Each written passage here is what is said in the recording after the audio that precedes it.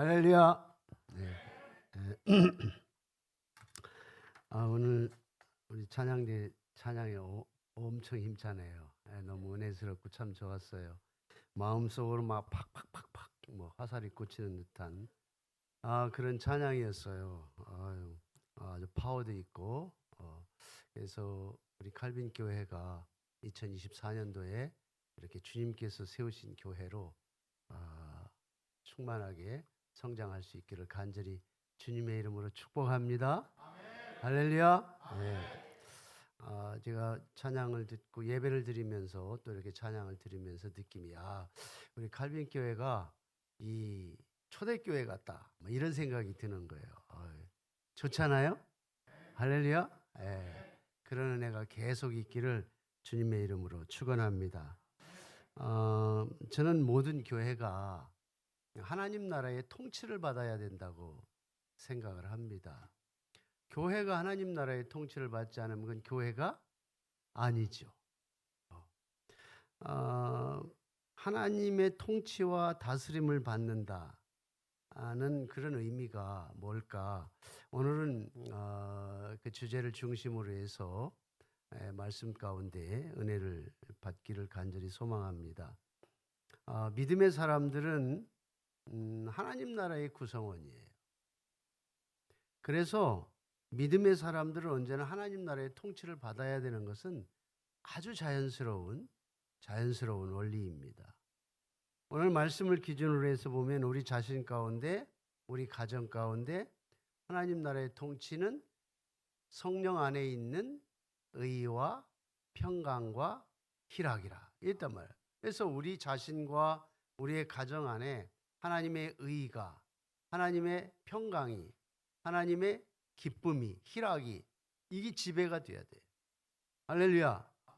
그래서 하나님 나라의 의와 평강과 희락이 우리의 삶의 에너지가 돼야지 세상에서 얻는 세상 사람들이 따라가는 것을 통해서 얻는 열매들이 우리의 삶의 원동력에 대해서는 이건 믿음의 사람이 아니에요. 하나님의 사람은, 하나님의 교회는 하나님의 나라의 통치를 받아요.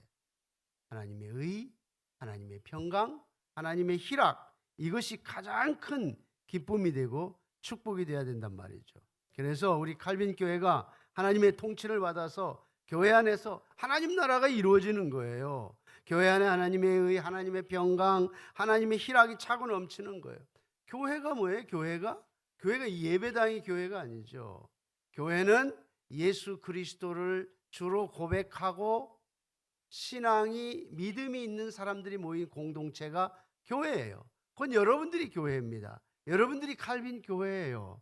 그래서 여러분들이 칼빈 교회이기 때문에 칼빈 교회 안에 여러분들 안에 하나님의 의와 하나님의 평강과 하나님의 기쁨이 충만한 거예요. 그래서 믿음의 사람들에게 성령 안에 있는 이런 큰 바운다리를 정해놓게 되는 것이죠. 오늘 말씀은 우리 강 목사님이나 이 강단에서 말씀을 전하는 목사님들을 통해서 종종 듣는 말씀이에요. 다시 한번 좀 더 정확하게 그 의미를 깨닫고 오늘 이 말씀 통해서 큰 은혜가 됐으면 하는 것이 저의 바람이고 오늘 설교의 가장 핵심 주된 내용이라고 할 수 있어. 오늘 본문이 로마서 14장 17절의 말씀이란 말이죠. 로마서 14장 17절에서 하나님의 나라에 대해서 분명히 가르쳐 주어요.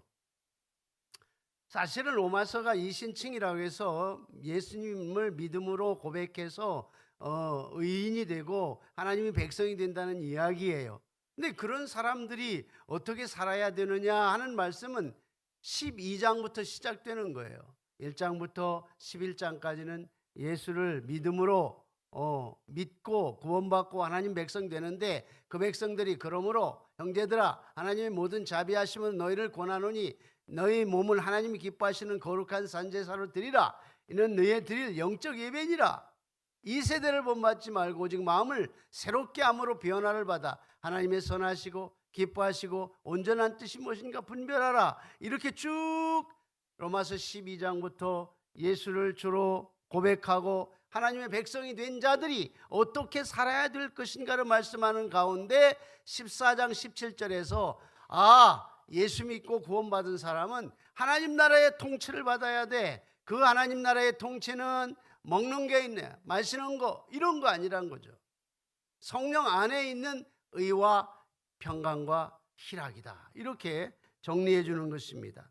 자, 여기서 조금 생각하고 넘어가야 될 주제 하나가 뭐냐면 하나님의 나라예요.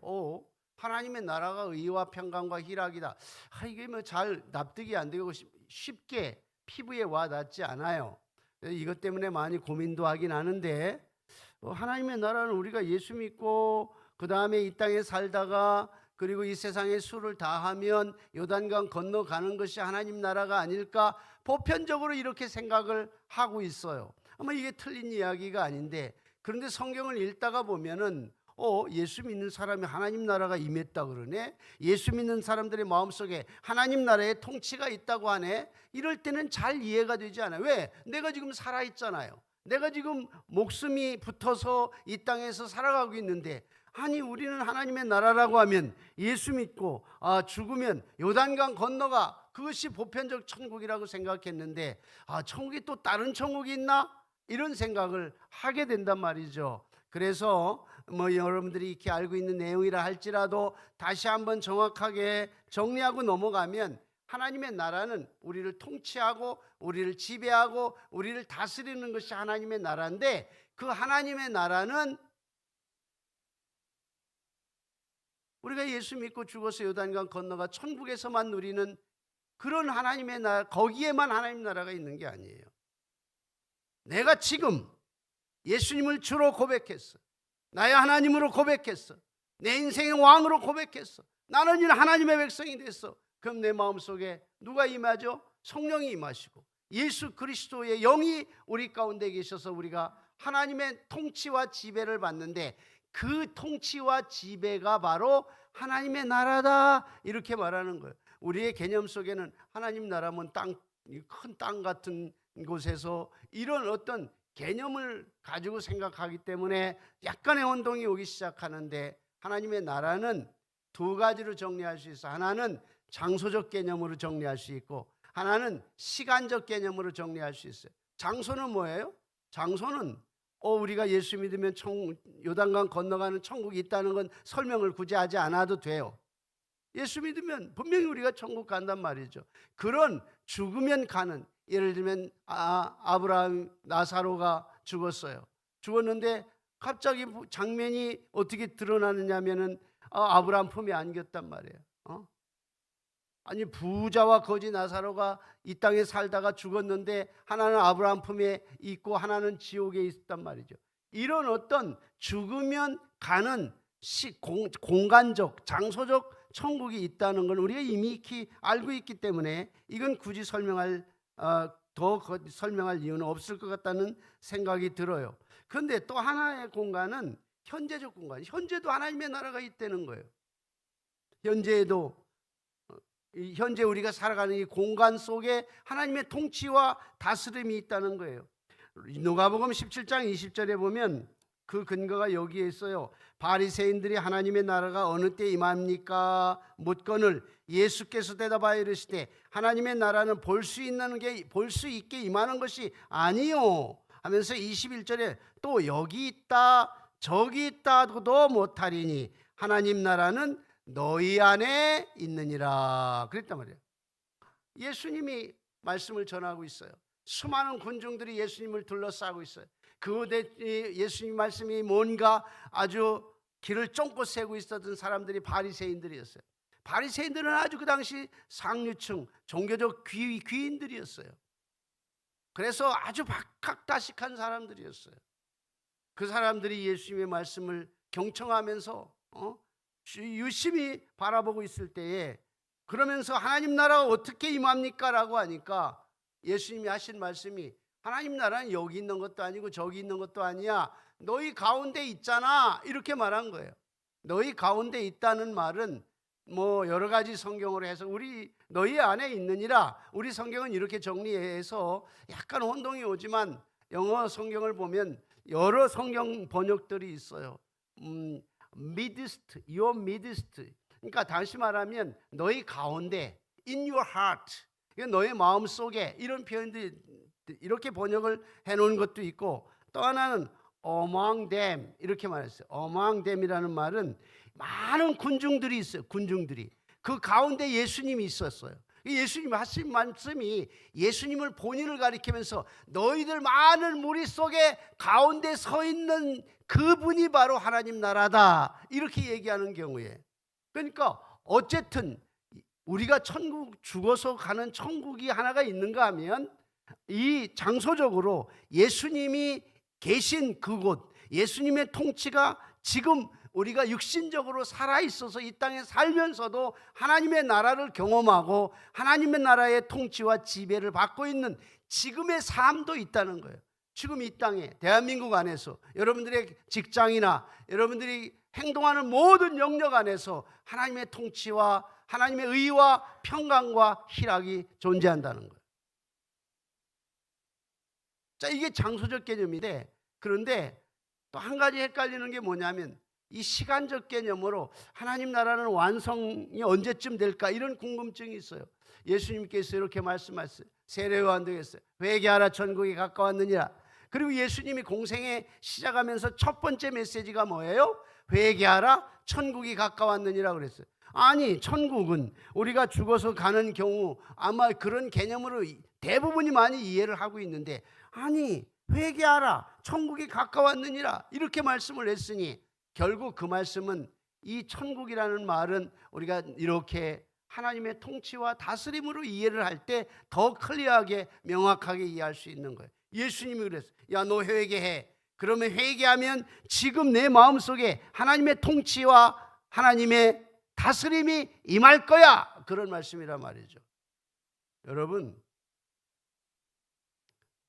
그래서 하나님의 나라는 지금 예수님이 오셔서 예수를 믿을 때에 귀신이 떠나고 악한 영이 떠나가고 우리의 마음속에 기쁨이 차고 넘칠 때 시간적으로 지금 하나님의 나라가 임한 거예요. 그런데 이때만 하나님 나라가 임하는 게 아니라 아직 완성되지 않은 하나님의 나라가 또 있어요. 우리가 이제 살다가 보면 우리가 실수도 하고 넘어지기도 해요. 아직은 완성된 구원이 이루어지진 않았어요. 구원이 부족하다는 건 아니에요. 그러나 완벽한 완성된 구원은 우리가 이 마지막 하나님 나라에 갈 때 그때 구원의 완성이 이루어지는 거예요. 그 죽어서 우리가 생을 다해서 간 다음에 그 하나님 나라에서 이루어지는 미래에, 시간적으로 미래에 이루어지는 하나님 나라가 있다는 걸 우리는 기억을 해야 됩니다. 제가 지금 설명하는 이 하나님의 나라의 장소적 개념과 그리고 시간적 개념은 혼동이 있지 않기 위해서 하는 거예요. 그럼 오늘 다시 한번 우리 본문으로 돌아가서 로마서 14장 17절 말씀이 주는 의미는 뭐냐는 거예요. 의의 의미는 뭐냐는 거예요. 평강의 의미는 뭐냐는 거죠. 희락의 의미는 뭐냐는 거예요. 하나님 나라는 먹고 마시는 것이 아닙니다. 다시 말하면 이 세상의 생리적인 환경과 조건과 여건을 가지고 살아가는 것이 하나님 나라의 백성의 태도가 아니라는 거예요. 예수를 믿고 은혜 받고 하나님의 나라의 백성이 된 사람은 반드시 그 삶이 지금이었던 천국의 미래였던 하나님의 의와 평강과 희락이 통치하고 지배하고 다스려야 된다는 거예요. 예수님 당시 많은 사람들이 하나님 나라를 정치적으로 사회적인 방법으로 임할 거라는 이해를 했어요. 로마의 통치 아래 있었으니까 이제 메시아가 오면 하나님 나라가 임할 텐데 이 로마의 통치를 다 때려 엎고 그리고 하나님 나라의 평화가 임해서 이제는 유대 백성들이나 그런 바리새인들이나 구약 시대에 그 바라는 그 하나님 나라의 개념으로 다윗의 왕국이 재현이 돼서 온 세상을 통치하고 다스리는 현실적인 하나님의 나라를 이해를 하고 있었어요. 그런데 오늘날 예수님이 아니야, 그게 하나님 나라가 아니야. 나는 십자가에 죽을 거야. 십자가의 죽음을 통해서 하나님 나라를 이룰 거야. 이러니까 엄청나게 기대에 컸던 그 당시 수많은 사람들이 실망이 커서 결국은 예수를 정치범으로 몰아서 죽여버리고 마는 거예요. 자기들이 기대했던 하나님 나라가 아니었다는 거죠. 그래서 예수님께서 그 당시만 해도 아직도 여전히 자국의 주권과 자유가 없었단 말이죠. 로마의 통치하에 있었기 때문에 그런 어떤 뜨거운 열망이 굉장히 컸었던 것을 우리는 기대감은 아주 자연스러운 거예요. 대부분 그랬던 거예요. 권력자들은 더 심했고, 그래서 예수님에 대한 실망이 컸기 때문에 오히려 예수를 더 저주스럽게 느꼈던 경우를 우리는 바라보는 것입니다. 다시 한번 정리하면 누가복음 17장 20절 21절에서 예수님께서 하신 말씀이 하나님의 나라는 우리의 눈으로 볼 수 있는 게 아니다. 그렇게 임하는 것이 아니다. 여기 있는 것도 아니다. 저기 있는 것도 아니다. 하나님 나라는 너희 안에 있느니라. 이거는 하나님의 통치와 다스림을 얘기하는 거예요. 초대교회는 수많은 논쟁들이 많았어요. 안식일을 지켜야 하는 일, 토요일 날 지켜야 되냐, 주일의 문제냐, 율법을 지켜야 되느냐, 지키지 말아야 되느냐, 이방신에게 제사를 드리는 음식을 먹어야 되느냐, 말아야 되느냐, 많은 잡된 논쟁들이 많았어요. 이런 논쟁들이 초대교회에 굉장히 시끄럽고 많았어요. 교회에 모이기만 하면 서로 비판하고 논쟁하고 싸우기 바빴어요. 오늘 주신 말씀은 바울이 주신 말씀이에요. 바울은 예수님 이후에 복음이 교회에 적용되기 위해서 많이 애썼던 사도예요. 그래서 그런 앵글로 보면은 교회는 이젠 더 이상 논쟁하지 말아라. 피가 있는 음식을 먹든 먹지 않든, 제사를 드린 음식을 먹든 먹지 않든, 이런 것이 논쟁거리가 되는 게 아니다. 예수 믿고 구원받고 은혜 받은 사람은 성령 안에서 의가 있고 평강이 있고 희락이 넘치는 거야. 그게 중요한 거야. 이렇게 말하는 거예요. 여러분, 교회 안에서 아주 작은 것 갖고 논쟁하지 마세요. 오늘 이렇게 보니까 주보를 아주 새로 깨끗하게 꽃단장을 했네. 아유, 너무너무 이렇게 보니까, 아이고, 이렇게 또 잘생긴 우리 목사님 얼굴까지 딱 나오고, 또 다 커리어까지 탁 나오니까, 이야, 이건 정말 잘했다. 이렇게 해야지. 예?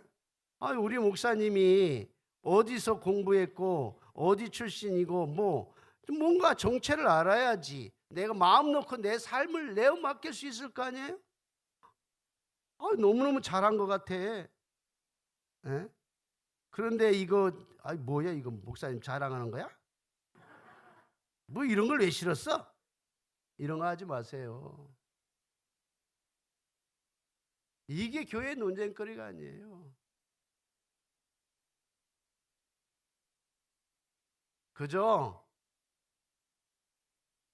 예스, 노가 분명한 말씀이 아니면 그저 교회에서 결정한 대로 따라가는 것이 가장 좋은 방법. 할렐루야. 교회가 무슨 계급사회인가요? 아니죠. 교회는 하나님 나라의 의. 하나님 나라의 의는 뭐냐면 하나님의 기준이에요. 하나님의 기준이 통치하고 다스리는 삶의 모범이 되어야 된다는 거예요. 내가 세상에서 경험한 것, 내가 세상에서 가지고 있었던 지식, 이게 평가와 결정하는 기준이 아니라는 거예요. 예수 믿는 사람은 하나님 나라의 의가 삶의 평가의 기준이 된다는 거예요. 이런 거 갖고 싸우면 안 돼. 이건 불신앙의 모습이에요. 바울이 이거 갖고 맨날 싸웠잖아요. 이 초대교회 이 소란이 생기니까 이 얘기를 한 거예요.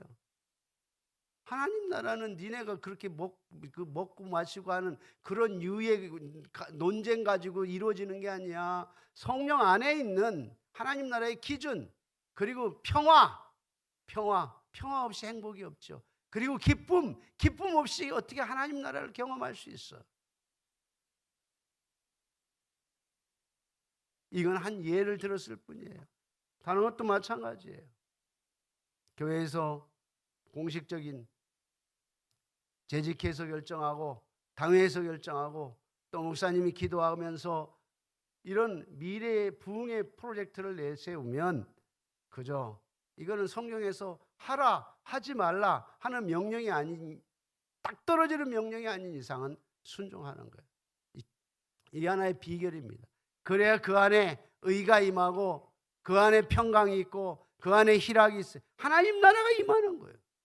교회 안에 하나님의 나라가 임할 때 결국 우리의 마음속에 하나님 나라 임하고 우리의 가정에 임하고 우리의 직장에 하나님 나라가 임하는 줄로 믿습니다.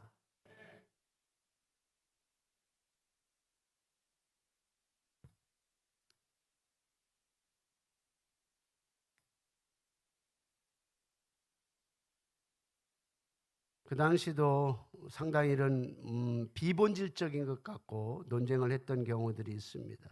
하나님 나라는 그런 게 아니죠. 비본질적인 것을 논쟁하고 서로 비판하지 말아야 한다는 것을 가르쳐주고 있어요. 진리와 상관이 없다면 더 이상 그것을 가지고 싸울 이유는 전혀 없다는 거. 우리의 관심은 어디에 있다?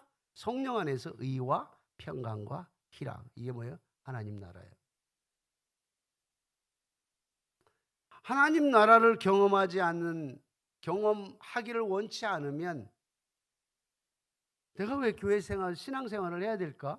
이게 주일날 그냥 가족들하고 피크닉이나 소풍이나 가고 재밌는 곳에 피곤하니까 쉬면서 놀면서 TV도 보고 요새 뭐 제 아내도 가끔 보더만 미스트롯 3 재방송도 좀 보시고 뭐라 교회에 나와요? 하나님 나라에 특별한 게 있는 거예요. 예수 믿고 구원받은 하나님의 백성이 갖는 축복이 있단 말이죠. 그게 하나님 나라에서 오직 성령 안에 있는 의와 평강과 희락이에요. 의, 하나님의 기준, 하나님 나라의 기준이에요. 하나님은 본질적으로 의로우시고 고결하시고 선하시고 참되신 분이에요. 그래서 예수 그리스도께서 죽으실 때 우리의 죄의 옷을 대신 입고 죽으신 거예요. 그 대신 그리스도는 자신의 의의 옷을 우리에게 입혀주신 거예요. 여러분들에게 입혀주셨단 말이죠. 그래서 우리가 의롭게 된 거, 우리가 의의 옷을 입은 거, 우리 본질적으로 우리가 이루어진 게 아니에요. 그리스도의 의의 옷을 우리에게 입혀주셨기 때문에 그리스도의 의의 옷을 보시면서 하나님께서 재판장석에서 너는 의롭다라고 인정해 준 거예요. 그래서 은혜인 거예요. 그래서 은혜예요. 우리는 죽을 때까지 죄를 지어요. 죽을 때까지 죄를 지을 수밖에 없는 본질적 타락한 존재예요. 그래서 우리의 인생을 살아가면 기쁨이 없어요. 그 기쁨은 언제나 조건적이에요. 그리스도 밖에 있으면 우리는 진정한 행복은 존재하지 않아요. 닭은 이미테이션이에요. 가짜입니다. 모조품이고 모조품은 금방 드러납니다.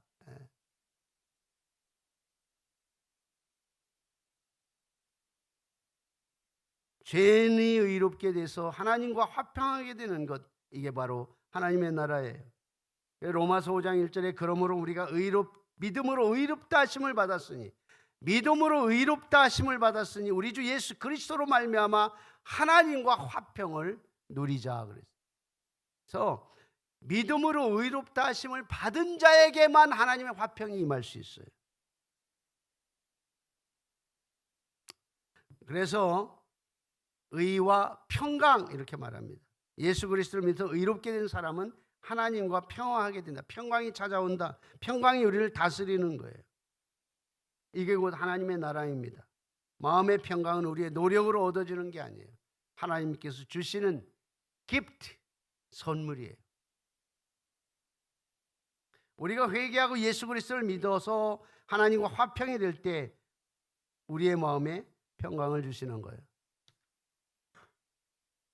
예수님의 제자들이 다 재산을 버리고 예수님 쫓아갔어요. 근데 어느 날 예수님이 나 십자가에 죽을 거야 이런 걸 암시적으로 가르쳐 주니까 베드로, 요한, 야고보는 중추적인 역할을 하면서 뭔가 조금씩 깨닫기 시작합니다. 이게 아닌데, 우리가 생각할 때는 이게 아닌데, 예수님은 우리의 왕이신데, 아니 십자가에 돌아가신다니 이게 말이 되나? 이런 생각 때문에 굉장히 근심이 쌓이기 시작을 합니다. 그래서 요한복음 14장에 예수님께서 하신 말씀이 너희는 마음에 근심하지 마라 이렇게 말했어요. 너희는 마음에 근심하지 말라고 하는 배경이 바로 그거예요. 예수님이 십자가에 돌아가시겠다는 거예요. 그 갑자기 예수님을 믿고 재산이고 뭐고 다 내려놓고 쫓아왔는데 이게 뭐예요? 세상 말로 꽝이잖아요. 그러니 근심이 될 수밖에 없죠. 하나님을 믿으니 또 나를 믿으라 이렇게만 하십니다. 그러면서 하신 말씀이 쭉 요한복음 14장 27절 쪽에 내려가면 뭐라고 기록하냐면 평안을 너희에게 끼치노니 이렇게 말합니다. 내가 너희에게 평안을 끼치노니 나의 평안을 너희에게 주노라 그랬어요. 내가 너희에게 주는 것은 세상이 주는 것과 같지 아니하리니 너희는 마음에 근심도 하지 말고 두려워하지도 말라. Don't worry, don't fear. 절대 너희들이 지금 가지고 있는 근본적인 인생의 문제로 두려워하거나 근심하지 마라. 이 평안이 너희들이 가지고 있는 근심을 훨씬 뛰어넘을 거다. 훨씬 더 강한 능력이 있을 거다라는 거예요. 그래서 우리는 하나님 나라의 통치를 받고 살아가면 이 세상에서 얻어서 누리는 평안하고는 이거는 곱하기 무한대예요. 대비가 되지 않습니다. 그래서 없어도 기쁜 거예요. 없어도 즐거운 거예요. 제가 청년 때 헌신하게 된 동기는 우리 전사님, 제가 청년 때 전사님이 야 우리 이제 새롭게 시작을 하니까 우리 기도원에 가서 좀 며칠 지내면서 기도 한번 할까? 그렇게 제안을 했어요. 그래서 7명이 갔어요. 하여튼 중략하고 7명이 저기 도봉산 쪽에 제일기도원에 올라갔는데 그때 영하 17도였습니다. 영하 17도가 됐는데 춥더라고요. 기도만 하러 갔으니까 그 당시 뭐 1980년대 후반쯤 됐으니까 제가 청년 때였으니까. 근데 아침에 기도하고 낮에 기도하고 저녁에 기도하고 밤 2시에 기도 하루에 5번씩 기도를 했어요. 가서 이제 1시간씩 기도하고 와라 하고 산에 뿔뿔이 흩어져서 기도하는 여기 좀 짐작하시는 분들도 계실 거예요. 그런 기도의 형태, 옛날의 산기도. 그래서 이제 굴에서 머물면서 영하 17도니까 그 당시 등산 다닐 때 가지고 있는 코펠이라는 게 있어. 코펠을 가지고 가는데 코펠을 잡으면 손을 쩍쩍 붙었어요. 얼마나 추웠던지. 밥도 제대로 못 먹고 근근히 하루 이틀 지나고 그 다음부터 3일 금식하기로 했어요. 산에 가서 열심히 기도하는데 이게 뭐 밤에 기도하는데 은혜를 받아야 되는데 여기까지 왔으니까 뭐 하나님 은혜 주세요, 성령 충만하게 해주세요 하고 바위에 이렇게 무릎 꿇고 앉아서 기도하는데 갑자기 머리가 쭈삣쭈삣하고 막 두려운 생각이 드는 거예요. 막 무서운 생각이 들고 이 일이겠구나. 안 되겠다. 그래서 이제 더 열심히 기도하자고 두 손을 들고 막 기도하는데 제가 그 당시 좀 아주 싸구려 시계를 차고 있었는데 그 시계 소리가 보통 안 들리잖아요. 근데 그 당시 그 순간에 시계 소리가 천둥같이 들리는 거예요. 천둥 소리같이 찰칵 전혀 막 기도를 못하도록 막 방해하면서 그렇게 시계 소리가 크게 들리는 거예요. 그래서 하나님 이거 웬일이에요? 그러면서 막 이 샤타라 물러가라 막 이러면서 막 기도하고 그래도 소리가 끝이질 않는 거예요. 그래서 그러면은 하나님 제가 이 시계를 풀어서 저기 절벽 밑으로 제가 던져버리겠습니다 하고 시계를 풀으려고 하는 찰나에 시계 소리가 탁 끝나면서 이 손에서 전기 같은 게 ጭ르르 오면서 마음속에 막 울컥하는데 입에서 그동안 지었던 죄들을 고백을 하는데 상상할 수 없는 그러니까 우리가 성가대 저도 성가대를 했는데 그 당시 그게 죽을 죄처럼 살인죄처럼 느껴지는 게 하나 머릿속에 딱 떠오르는 게 뭐였었냐면 주일학교 제가 서기를 했어요. 그 당시엔 서기는 점수를 다 매겨서 성경 읽는 거 몇 점, 헌금 몇 점 이래가지고 해갖고 주일날 우승기도 주고 막 그랬어요. 그때는. 그랬는데 제가 서기를 했기 때문에 성가대만 하고 끝나면 설교 시간에 그 집계를 하는 거야. 저 앉아갖고 저 뒤에서 집계를 하는 거야. 1학년 1반 몇 점, 1학년 2반 몇 점. 그런데 그 기도하는데 그게 내가 살인죄처럼 느껴지는 거야. 막 울음이 터지는데 걷잡을 수가 없는 거야. 1시간을 기도했는데 죄들이 끝나지 않는. 2시간을 기도해요. 3시간을 기도, 4시간을 통곡하면서 기도하고 그 산에서 엉금엉금 굴로 동료들이 있는 굴로 기어서 들어왔어요. 들어왔는데 거기서도 울음이 끝이질 않는 거예요. 그러니까 그때 갔던 지도자였던 전도사님이 그냥도 하더라고. 하나님이 은혜가 임할 때 그냥도 하더라. 이불을 뒤집어 쓰고 얼마나 울면서 기도를 했는지. 이거는 과정이고 기도하고 났는데 제 마음에 얼마나 기쁨이 있는지 모르겠어요. 그래서 이제 하산을 하는데 세상 사람들이 다 이 과장된 거, 지금은 분명히 과장된, 그 당시는 제 현실적인 느낌이 보이는 게, 영적으로 보이는 게 뭐냐면 미라들이 이렇게 걸어 다니는 것 같아.